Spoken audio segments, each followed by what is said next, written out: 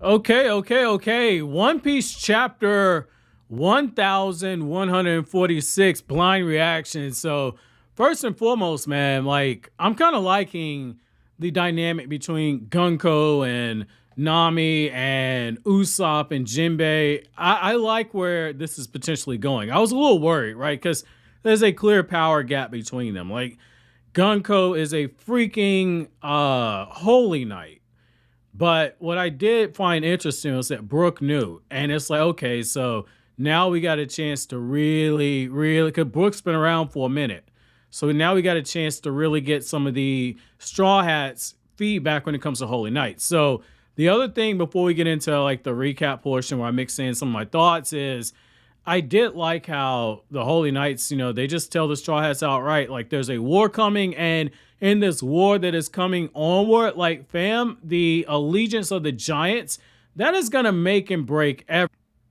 So the first thing that we see when we back up is we have Jinbei and the others going like, oh my god, so these are part of the human intruders that the castle guards couldn't necessarily take care of. And as soon as Gunko hears this, Gunko's immediately pissed off, and we see more of that god complex that comes from, celestial dragons and the holy knights, etc. And she's like, I am a god. And once that happens, that's where you see Nami. She immediately is like, wait a sec, I've heard this language before. You're not a god. And she's like, you're just like Inryu. You're just like the celestial dragons. And as soon as that happens, when Jinbei hears that, he starts asking, are you one of the celestial dragons? This comes after Nami is asking, like, why do you want the children of Elbaf? And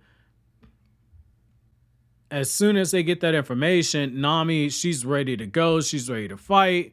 Elsewhere, we do know that battles are beginning to ramp up. And so basically, as Nami hears that, like, hey, like, we're going to go after these children, she immediately steps up. She summons Zeus and she immediately fires off an attack. And as this is happening, that's where you have one of the arrows that Gunko's using. It immediately goes towards Usopp. Usopp starts freaking out.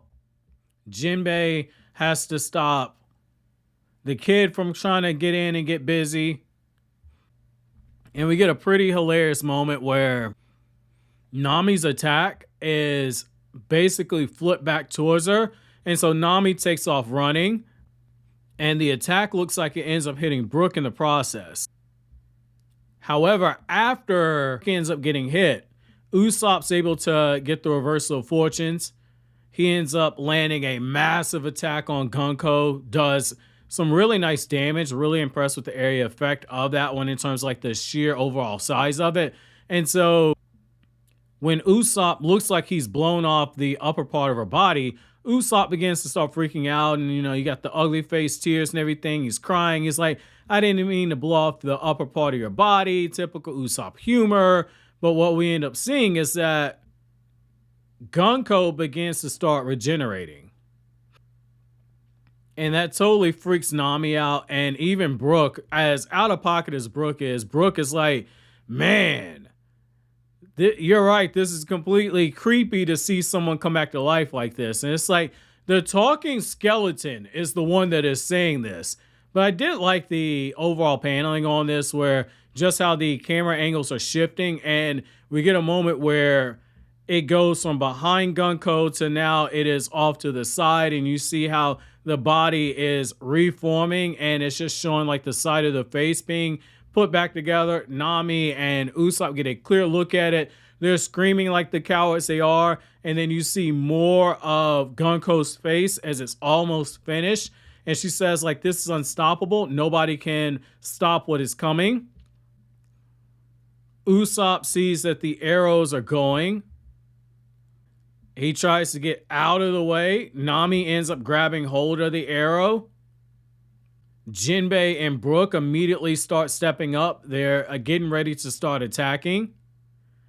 And then that's where you get the notification like, hey, the countdown's begun. The war is going to ensue. The entire world is going to start getting dragged into it.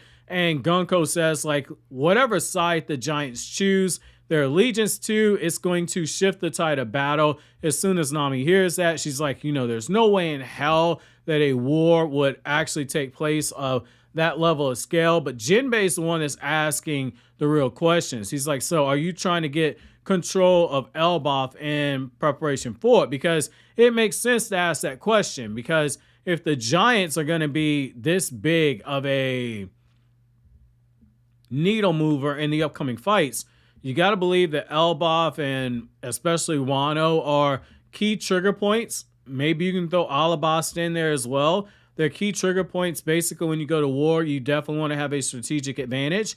And so Jinbe is like, are you trying to use the children as hostage? And then that's where we see that Gunko is completely out of pocket. Gunko's like, I carry out my duty as I'm told to, spoken like a true soldier at this point. And she says, like, I don't really have a concept and understanding of hostages. I do what I need to. And that's where we see that Usopp is going to sit back and watch, at least for the time being, because Colon has been taken. However, as Nami's reaching out for him, Brook and Jinbe immediately, they get busy, they start going for it. But the problem with that is that Brook's attack doesn't land where Brook expects it to, and it's because Gunko used her ability. And that's where we get a brutal moment where Gunko kicks Nami off of the ship seemingly. And then when Usopp tries to get an attack in, it ends up reversing on him, where the arrow starts coming, and then all of a sudden Gunko knees him in the face. Beautiful panel right there. Very, very, very well expressed by Usopp in terms of how he's drawn. And that's where you get more feedback, where there's communication going on, where Somers is talking to Killingham, and they're talking about the fact that, like, the communication methods in Elbaf are completely outdated, and that's where you get more of an update that more people are falling around the island. But the problem with this is that after the battle itself takes place, we see some of the sins of the past are starting to creep in. And I gotta give Saul credit for this, because this was a real one in terms of his reaction to this. Because even though, like, Principal Tusk and them have been taken out, Saul is the last one standing. And when Somers is like, it was such a shock to see you here. I thought that you died at Ohara.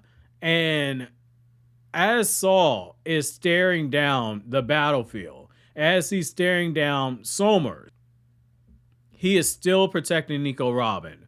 And that is just something very beautiful to me, to see that even after all these years, that protective nature of Nico Robin's there. And it does make sense, again, because of how high value of a target she is to the world government.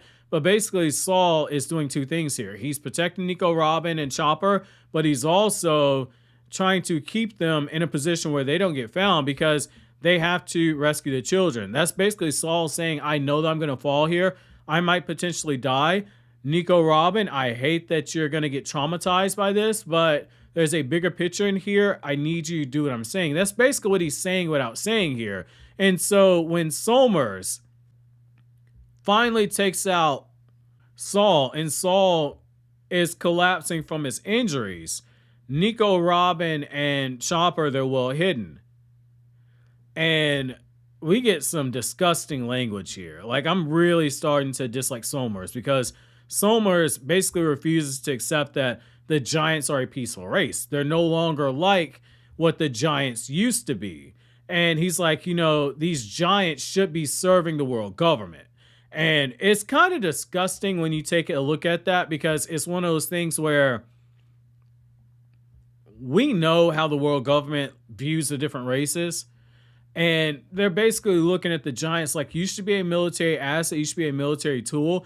You are grossly misusing that power, and we're going to have to change that. And that is so heartbreaking, because on one hand, even though there are people that are on the island that they remember those times of war, they remember how things used to be, there's a whole generation of children that are experiencing Elbaf that never had to go through something like that. And that's where, again, I get what Oda's doing here, but it just makes me feel so sick to the stomach. And I get in a good way, because that means that I'm invested in the plot. But the reason why it just really hits is when you look at like the overall theme of the New World, I guess one of the overall themes, it's always about protecting that innocence of children. It seems like every island we go to, we see how the Straw Hats are interacting with those kids. And that happened always, don't get me wrong, as far back as East Blue. But you have a chance now where I look at these kids the same way that I look at the ones at Punk Hazard. You know, they didn't necessarily have a choice. Rebecca didn't have a choice at Dressrosa.